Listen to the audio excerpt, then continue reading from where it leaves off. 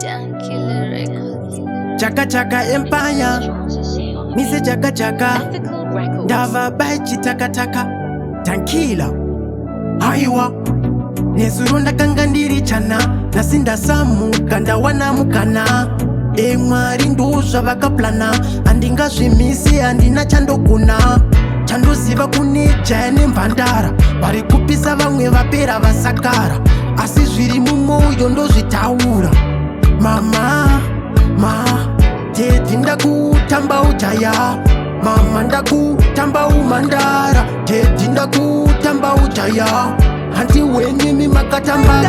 Ndakanamupa moyo wangu hakaupa, basi napataenda. Zisito zote zotaka banana zongofa nos, basi napataenda. Kukara chichema, msoro chitema, misozinga tozaza kungwa. Amuzi zina twimbo yako muhanda ma, basi napataenda. Taiti varama window, mepa inga pinde. Samira ne kumborimwe, muvengi anga wine. Batauna mbinzwa, waingo presa bandai kurambitsa. Tenera nezvirangura kwitsa, kunya msaira wokuraisa. Vamba hapo Inamo yakandishungurudza, ndizvo zvakaita neshungu ndigotodzidza. Vamwe mumadhaga vatotondiumburudza, asi Mwari vakauya kandisimudza. Namo yakandishungurudza, ndizvo zvakaita neshungu ndigotodzidza.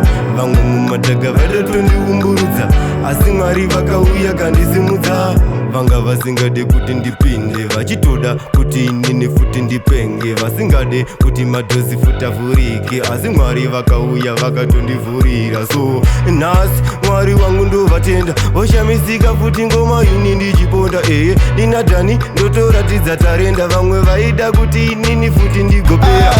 tiri pamwe tomboedzwa nepamwe mashuma. Tirimo musango tiri kutsiya zambarara, kutoda kutotsima. Taruwana danda rekutsiya zambara, tatori chima nemasanzwaro. Kudonza nemasanzwaro, donza nemasanzwaro, nemasanzwaro. Pandinodzishaka dzinonaka, ndipe hai grade rinonaka. Kana madhisoni yakabaka, mogweni dzinonditaka. Pandinodzishaka dzinonaka, ndipe hai grade rinonaka. Kana madhisoni yakabaka, mogweni dzinonditaka. Pandinodzishaka zondiita bo, ndonakidza vanhu so. Vanhu vese ndeni vachimirawo, kunakidza vanhu kana kusho. Pandinodzishaka mogweni nidzondinaka, saka usandibata ndogona kuzokukata kata. Saka ndati kabaskoro bate mwana dona, kabaskoro bate mwana dona. Ana kubara ire